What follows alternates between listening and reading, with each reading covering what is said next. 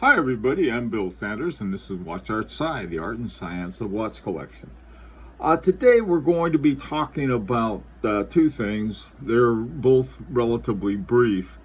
The first thing is, what do you do when your watch is magnetized? Well, I got this little gizmo that was supposed to be a demagnetizer, and I tried it on one of my watches. I have like 3 watches right now. They decided to have they all got magnetized at the same time, and I'm not sure why. But the thing of it is that when your watch starts running significantly slower, then one of the possibilities is simply to demagnetize it.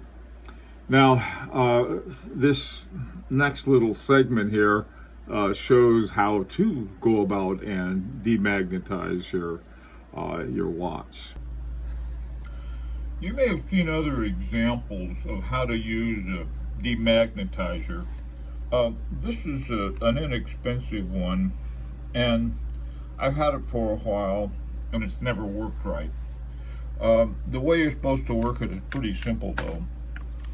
Take your watch that has what you believe is having been magnetized. And there's some different ways you can find that out.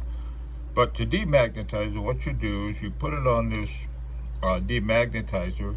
You push the button, red light, 2, 3, 4, 5, 6, 7, 8, 9, 10. And then you lift it off like this. I have no idea why you lift it off like that, but it doesn't work anyway. I tried 3 different watches on this and none of them worked. Yet we see all of these videos that shows that they do work. All right, well, maybe I just got a lemon, or the ones that were demonstrated work better, but I saw how to operate them, but I never did see the results. Okay, well, it's not hard to do.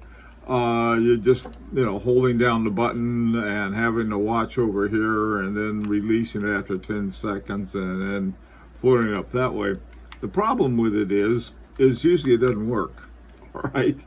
I've seen a lot of raving examples of this, but I've never seen someone say, okay, here's the watch before, and then here it is after demagnetizing. This is the one that was used, and it looks like it may have actually worked, but I've done it more than once, so we'll see. Right now it's just a little slow, so whether that counts or not, I'm going to give it sort of set it and make sure that it's right on time, and then if it happens again, I'll know. The other thing I want to talk about is buyer protection.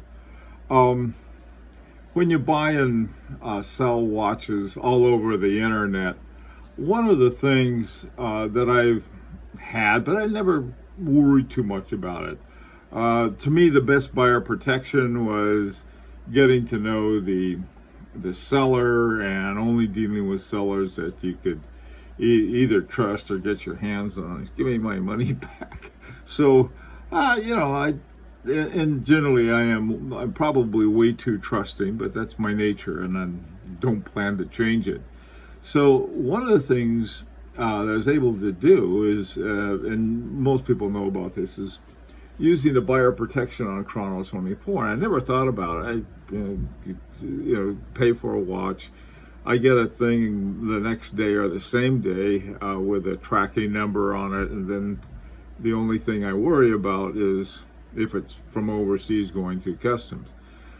But anyway, this one of the watches that I recently bought, I put the money into escrow, and I didn't get any kind of tracking number saying, hey, your watch is shipped. So I contacted the guy, nothing from him.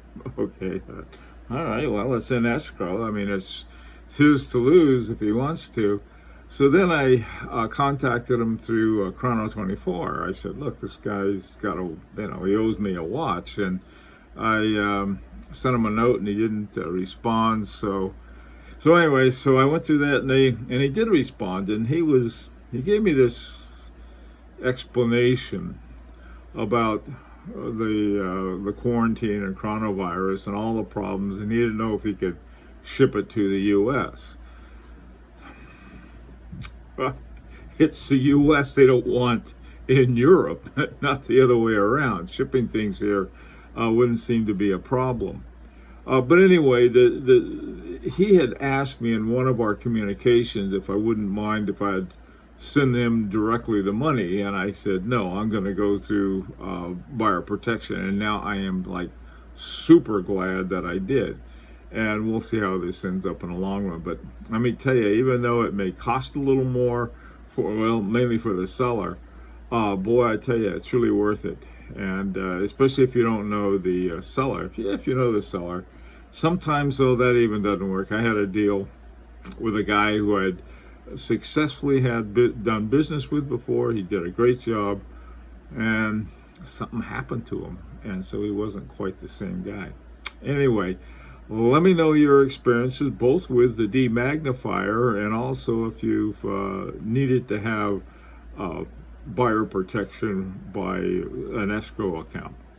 Till next time, this is Bill Sanders for Watch Art Side, the art and science of watch collection. And as always, this is an invitation to subscribe if you'd like.